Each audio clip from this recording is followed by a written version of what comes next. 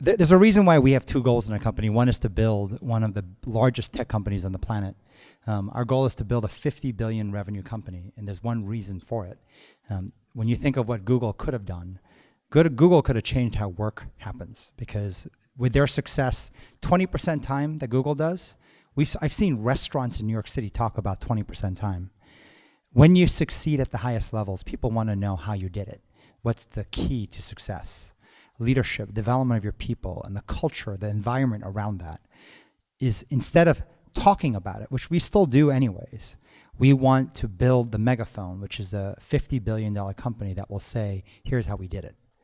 But the bigger goal of why we're trying to change work is we put a business hat on. You see every nonprofit out there trying to fix the world. And if you look at what nonprofits lack, they lack the people, they lack the capital, they lack the technology. Well, those three things exist in for-profit companies. And if they even move the dial an eighth of an inch, they can fix most of the problems in the world. They're the cavalry that needs to arrive in making this world better. And so that's the mission that we're on. When you go to our company, on the walls, there's this phrase, to do the little things that allow others to do the great things they're meant to do. In fact, the phrase was a little bit more difficult to remember, so we shortened it through a formula called Better Me. Think of having a cup. When your cup is full, what flows over is very little to you, whether it's capital, whether it's people, whether it's technology. The ability for Meghan and I to give away our time like this is because we have leaders who run the business, because we groomed them, so we freed our time. We are able to give away more knowledge because they're learning so much. Even when Glenn or Parker had seen us, this is a materially different presentation, upgraded from even that point. Better You is finding others who can do the great things they're meant to do. It's not anybody. We always talk about finding those who are very competent, plus good from within. There's a lot of competent evil people. There's a lot of very good people who are incompetent. How do you find that combination and then say yes to them? We're here, and wherever we go, people say, how could you possibly give up this much time? And we tell them, you don't know what the other side is like. The 95% or more we say no to, we're very good at saying no, so that we can give a double yes to those we say yes to. And then we say Better Us is not us next jump, but it's the world. And so Better Me plus Better You equals Better Us is how we operate. And it represents this phrase of doing little things that allow others to do the great things they're meant to do. Just two last stories that will help you better understand who I am and who Meghan is. This is kind of the story of Meghan, real quick. If you need to run out to do Mission Critical, this is going to take like 5 minutes. So I understand this is like, your job is so critically important, and we just want to share quickly kind of why this is personal for us. Picture of my mom and dad. I have a twin sister. She's on the left side, I'm on the right, identical. But I first wanted to just talk about, I have this lanyard that is my security badge. It's not as fancy as, I really want a clearance badge for the CIA. It's like I think it's so cool. Sorry, you guys are so cool, honestly. But mine says Tufts University School of Dental Medicine. And why I carry that around, it's my security badge, is it's a reminder for me of the sacrifices my mother made for me so I could be here doing this work to try to change the world. And I know a lot of tech companies talk about changing the world, but if it's personal and you can make it personal, it's more motivating to push through, because this is a big challenge. This is a big uphill challenge. But my mother, back in the 70s, got into one of the best dental programs in the country, Tufts University Dental Medical Schools, one of the best in the country, very smart. And she decided not to go. And she became a stay-at-home mother and was the best mother ever. I know everybody probably says that, but I really feel she was, and she still is. But I always felt like something was missing for her, not fulfilling her potential, very bright, not being able to meet that potential. I think it's not that she resents my sister and I, but something's always missing, that fulfillment that work should be able to create for you. And why I mention this and how kind of personal it is for me is I really feel like I learned everything I know at Next Jump. I started as a student intern in 1998 doing local sales. I mean, I don't know how this happened, that I became the co-CEO. I'd be lying if I said I felt like I deserved it or earn it or know what I'm doing. It's like crazy to me. But why I share this is because this wasn't an easy journey for me. I wanted to share two quick stories about how I grew up. First story I was going to share is, I might have shared this at the TED Talk, I can't remember. 7th grade, my world geography teacher wants to meet with my mother wants to meet with her. My mother marches up to the school and says, Mrs. Dunphy, I want to know why Erin is getting C's and Erin is getting A's and Meghan is getting C's. And she said, well, Mrs. Lombardi, it's because Meghan's just not that smart. Because everything about my sister and I was the same. Everything. We looked the same. We spoke the same. We played the same sports. We had the same friends. Everything was exactly the same, except for that one thing. She was a smart twin. She really didn't have to try. She was very bright. I wasn't. I had to try really hard.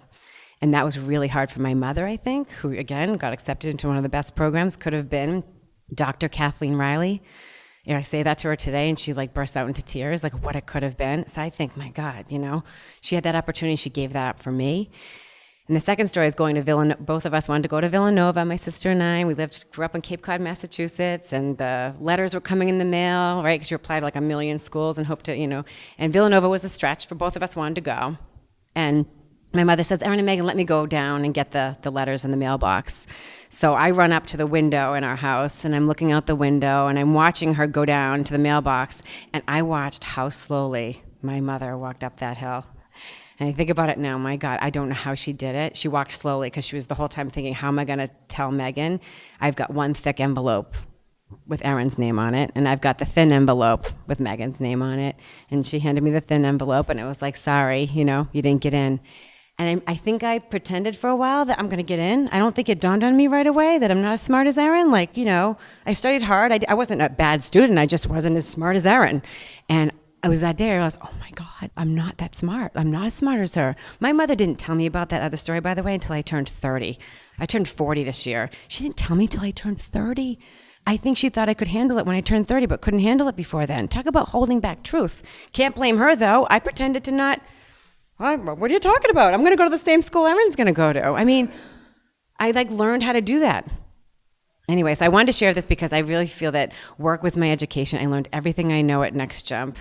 I wish other women felt, especially mothers, working mothers especially. My grandmother didn't work. My mother then quit her job to have children. My sister, who has 3 now, my twin, just quit her really awesome job as the head of a department at Bain Capital. She left to have 3 because she feels like her organization doesn't get it and can't help her succeed to do both and be an amazing mother and be an amazing leader. I know this happens with dads too, but it's just more of an issue for women. It just is, because we're the first responders in our family for most families, and it's hard.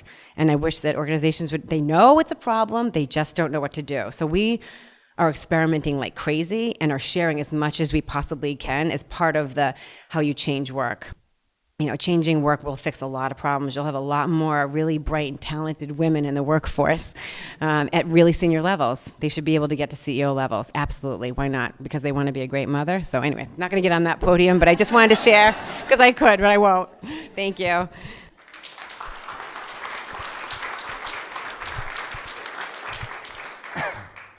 One of the things that's crazy, I know probably half of you, or maybe more here, will relate to Meghan. Maybe half of you will relate to me.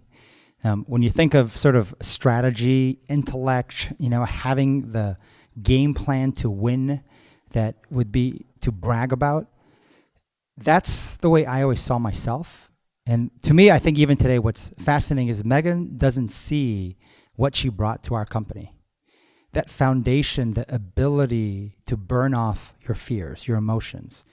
It literally, it's like if all your ideas is like water in a bathtub, that's the plug you got to pull out. Because if you can't, it's stopping you from getting creative, being intellectual, smart, relevant, building strategy that you can execute. Meghan still, I don't think, fully understands what she did for me, what she's doing for every other leader in our company. What she brought of not lying, hiding, faking, of being authentic is actually the thing that has led to massive innovation in everything we're doing. And we're just talking to Jeff on strategy. It's so hard to buy in because there's a tendency to believe great strategy just happens. But the precursor to great strategy is first cleaning out the terrors in your head. You can't think. What the Falcons did is exactly what will happen. The odds are you should not lose, and you will still lose. It will seem inconceivable. And so that's the piece that Meghan's brought. Just really quick, my story. This is my father. I'm the oldest of 3 kids. I grew up in West Africa in Nigeria for most of my life, 17 years. My father is the most famous corn scientist in the world. In fact, in the Encyclopedia Britannica, he's listed as the father of corn. So it's sort of the son of corn, I guess. He's been nominated for the Nobel Peace Prize 5 times. His life goal has been to end world hunger, and he believed he has discovered the technology to end world hunger. But the hardest part is that I don't believe he will ever win the Nobel Prize. He has an impediment that's always held him back. He can't present his work. His written skills, his speaking skills, his presentation skills. He talks too fast. He has a very bad stutter. And as the oldest of 3 kids, I grew up as a carbon copy of my father. Most people don't believe me now. Greg, who's sitting back here from next year and went to high school with me, he knows the days when I spoke fast and had a stutter, and I could not present at all. I'd rather die than stand up here and present. So my life, a big part of my childhood, was actually trying to help my father despite my impediments being the same as his. If you have a father who's a scientist, they crank out white papers like they're just coming out of the printer. So I would come home, financial aid, boarding school, come home in the holidays. So this is my vivid memory, 14 years old, December 24th, 5 a.m., sitting in my dad's office, going through 800 pages of technical scientific papers, correcting grammar, correcting the English that he was getting wrong. I see a 1-page article sitting on the desk, pick it up, 5 a.m., and read it. Talks about how Dr. Kim is one of the greatest scientists the world's ever seen. In fact, this technology could end world hunger. By the end of it, it says that, but he won't succeed because he can't present his work. As a 14-year-old, as the oldest son, seeing that, I mean, it hit very hard, but I knew I couldn't do much because I had the same impediment. 10 years go by, and I watched, by the way, in just growing up, the number of people who tried to take advantage of this. The number of people who said, you know, Dr. Kim, I will edit your Nobel Prize application, as in I will proofread and edit it, but I will only do that if you put my name on to win it with you. And he always said no. And yet he knew if he did that, he had a chance of winning. 30 years of research, they wanted half the credit for proofreading and editing. It was so little for them to do, and they just wouldn't do it. So I watched, and I didn't know what to do. I started building NextJump in 1994. And as I built the company, I had to present to over 1,000 individual investors to raise $45 million. And somehow one day, we had 100 investors put $45 million in. I walked into the office, and I was like, where did my stutter go? Through the act of simply presenting and trying to raise money for NextJump, my stutter disappeared and I learned to present. And it was one of those spiritual moments where I was like, build a tech company, go end world hunger. What's more important? I try to leave the company twice. I put CEOs in charge, try to leave. Next thing you know, 9/11 hits. The company goes from 150 employees down to 4 people. It's me, Meghan, Tom, who's here, who's head of engineering, and Kevin McCoy, who runs our London office. 4 of us left. We had 9 months of unpaid rent, 6 eviction notices. Every Friday I was on the phone trying to beg creditors not to force us into bankruptcy. 60 days in a row, I had a bloody nose every day. Stress shows up in different ways. I had to fight to keep my baby alive. Fought, and kept building the company. We built it back up with 200 people, very successful. I turned 44 this year, but 10 years went by before I knew it. And I get a phone call when I'm 34 from my mother who tells me my father just had a stroke. He's still alive, but something changed. He would always talk about how the Nobel Prize would be an amplifier that would take what he discovered, it would end world hunger, it would amplify his research. That same month he had a stroke, and it's amazing how you meet someone who says something and it just lands the right way at the right time.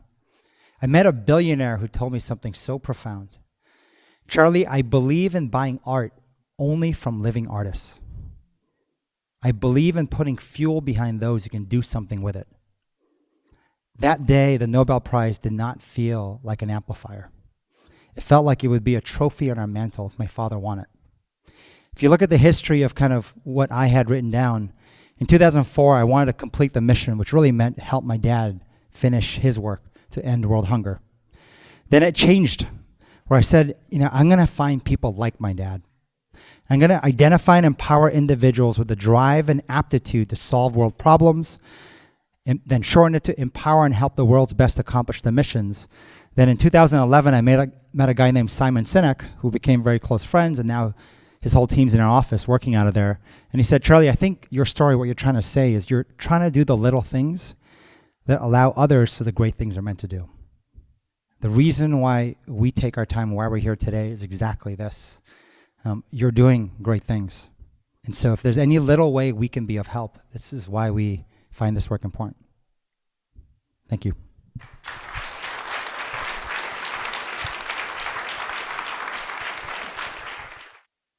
I don't think there's much I can say to add to that other than thank you. Thank you very much, Charlie, Meghan, Tom, Chris, Greg, Albert. Thank you so much for coming down, spending your time with us today.